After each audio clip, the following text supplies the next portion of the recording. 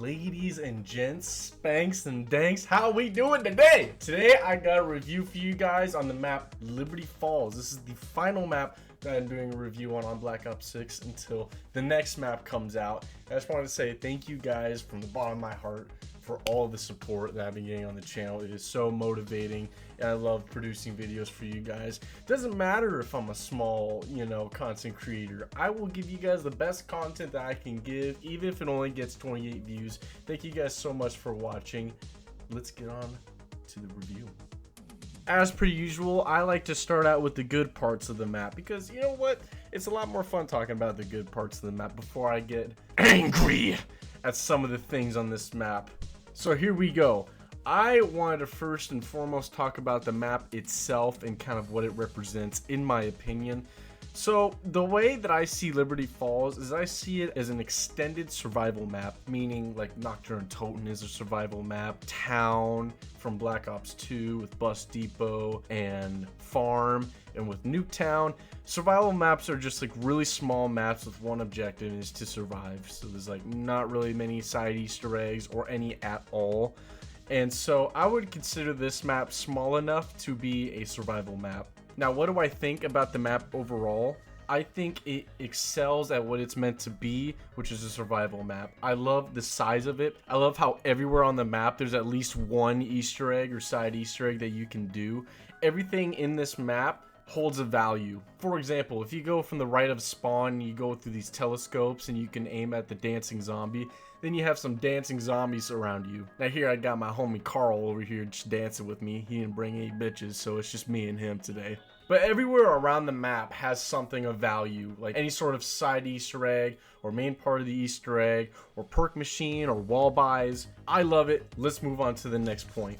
The next thing I want to talk about, kind of jumping off of what I just talked about, are the side Easter eggs. Man, oh man, I cannot decide which map of these three in Black Ops 6 I like the most, side Easter egg wise.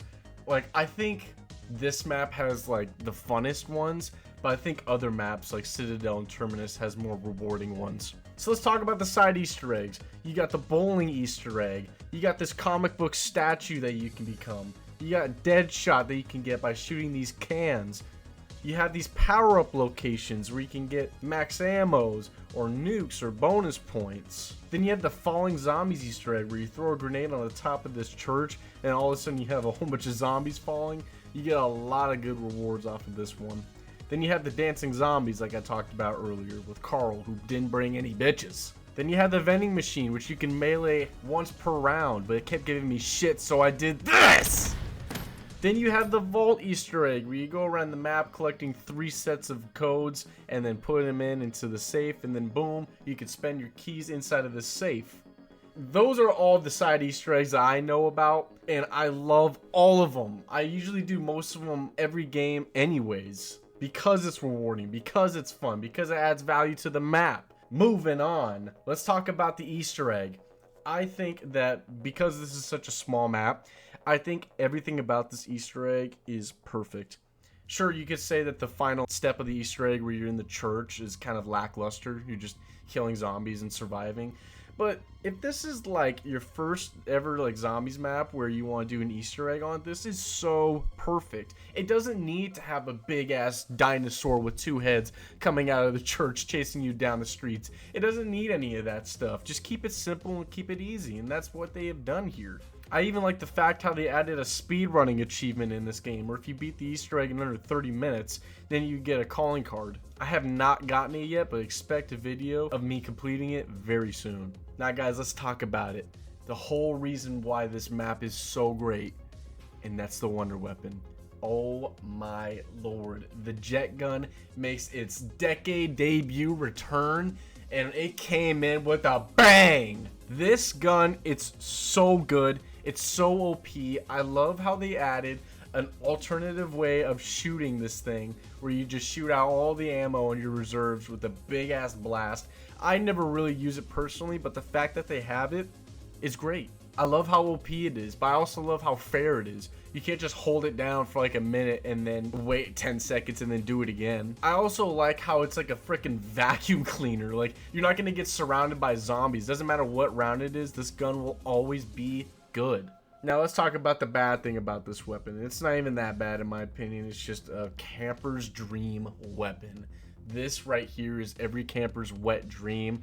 And I know you guys have seen it all over TikTok, people camping on the top of the building where the Wonder Bar is. But overall, I love how fun it is to get this. You have 3 parts around the map. You have to get a valve in the street and then crank it in the bowling alley, and boom, there goes 1 part. Then you gotta... I want a moment of silence real quick for Dennis Roofman. This guy did not deserve to die.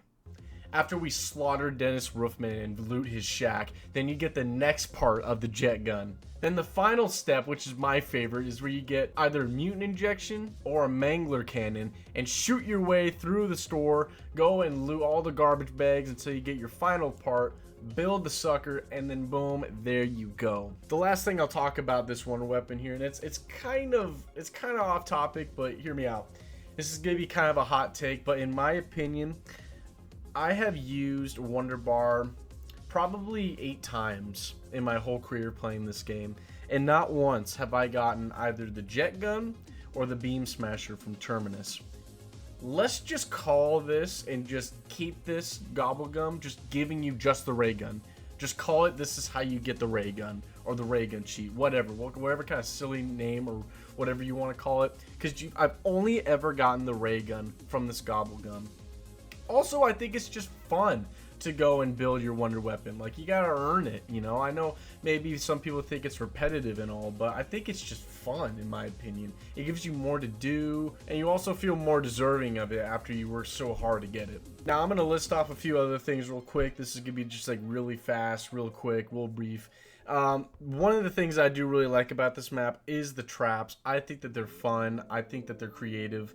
And I like how they don't hurt you too bad, but it's just cool, you know. Like, if you want to train around spawn and then put the trap on, it's cool, it's fun. It actually makes it viable to train on this map, and that's another thing I really like is the spawn and how easy it is to train around. But it's also a little challenging, you know, but it's fair. Like, you have super sprinters, of course, that come around, but you also have the jet gun, and you also have traps, and you also have your score streaks. So there's many ways of getting around, you know, training in this game and not having to struggle too hard. But there's also a little bit of challenge, which is a thing that I really like. Another thing that I really like about this map, and I've already talked this about in my Terminus review, are the look of the zombies. Like, they look like they actually live here, and like, you got military personnel coming in with like the armored zombie plates, of course. So it's kind of a creative way of why these guys are here. It's because they came in for backup to try to stop the invasion, but it didn't work, so they turned into zombies. So you got a little bit of story in the background with the look of these zombies, you know. So that's the thing that I really like. The last thing that I want to talk about is the mobility of this map. And wow, you got zip lines all over the place, putting you from point to point. You have your central area, which is what I'll call it, where you exfil and where you get your Wonder Bar machine. I really like how that's the central point. It can take you either to Pack-a-Punch, or it takes you to spawn, or you can drop down and go to the bowling alley. There's just so many ways to get around this map, and it's so cool. Even though it's such a small map, you don't think it needs it, but because it's there, I'll take it. It's awesome. Now let's talk about things that I'm not really a big fan of this map, and I think I've said this already so many times in so many different videos, so I'm only going to say this briefly, are the manglers. It's literally the same as what I'm going to say, you know, on the other videos, is I don't like how they affect the zombies with their blast. When they run, they push them out of the way. I think that is so inconvenient and so stupid. I don't think zombies should be affecting each other. Besides when you kill the zombie and they turn to a spider, or when you have the doppelgas and the amalgams grabbing zombies and consuming them. That's fine. There's a point and there's a purpose for that. But if I'm training around, I have 2 manglers running after me and just dismantling my whole horde, that's not fun and it's not fair. Or you got them shooting across the map, knocking over my whole horde just to hit me. It's just not fun. Another point I want to add is how easy it is to get Pack-a-Punch on this map.